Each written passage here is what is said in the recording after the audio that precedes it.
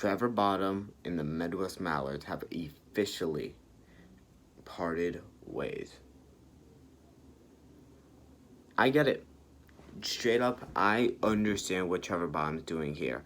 Imagine being the best player on your team for 2 years. You lead the league in strikeouts. You lead the league in an ERA for people that have pitched more than 2 innings. And your team doesn't make the playoffs any of the years they have you. Take Jack Eichel as an example. This guy, stud muffin. He is a star in the league and a top 10 player in the league right now, but he's never once played in the playoffs because his team has never made the playoffs. Trevor Bonham does not want to be Jack Eichel. I completely understand asking for a trade here, and the teams interested are the Great Lakes Gators, the Metro Magic, the Coastal Cobras. That's why I'm making this video. So, say the Gators get Trevor Bonham. Jorgensen is gone. It's 1-for-1. Assume the Magic get him. It's a bit tougher. They just got Stephen McGlade. He's probably gone. Their draft pick out the window. It's probably 2-for-1 there. Assume the Cobras get Trevor Bonham.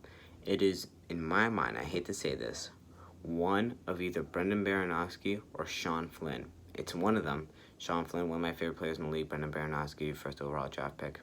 Also one of my favorites. And it's tough, but, this is by all means, kind of, sort of a business. So, some guys got to go, some guys got to stay. And if you're getting someone that's led the league in strikeouts, beating people like Jimmy North, best player in MLW, Ryan Kratz, get best pitcher in MLW, and Kyle Schultz, the best player in MLW history. I mean, if he beat him in strikeouts and an ERA that entire season, someone's got to go, and And Drew Davis has openly said that on social media, whether this is true or not, he has said that Noah Dabrowski will be joining the team in 2022. Now, Drew Davis, no disrespect, Drew Davis says a lot.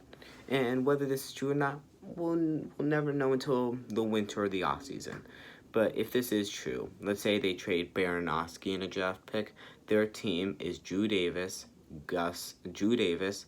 top 8 player all time, Gus, living legend, Andy Duran, top 15 player all time, arguably. Sean Flynn, in my mind, has the most potential in the league. Not even he has the best potential in the league. Might be a bit controversial to some people. That's the way I see it. Sean Flynn, most potential in the league. Noah Dabrowski, top 8 player all time, and then Trevor Bonham, who led the league in strikeouts. Imagine that lineup. That's a World Series winning team. And, obviously I wouldn't like to say goodbye to someone like Baranowski or Flynn. The draft pick itself is not going to do it. Assuming the Cobras make the playoffs, they're still not even going to have maybe even the 3rd overall pick. So, I don't think that'll persuade. Then again, the Mallards do have the 1st overall pick. Imagine getting in between the 4th and 6th overall pick on top of that. It's a pretty good deal. And I don't think they'll just take a 1-for-1 with that, though, unless Tommy is, honestly, a bit desperate.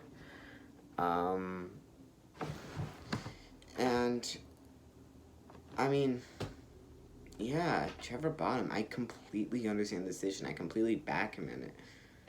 And you can't use the argument that, this team needs Trevor Bonham. Because what team doesn't need Trevor Bonham? That's like saying, this team needs Patrick Mahomes. What team doesn't need Patrick Mahomes? You can't say that. Some teams could use him more than others. You can't just say this team needs him, because what team doesn't? That's kind of it. So, my trade proposal to Tommy Coughlin is one of Sean Flynn or Brendan Baranowski and a draft pick for Trevor Bonham. And past that is it for this one. And bye, be safe, till text and drive.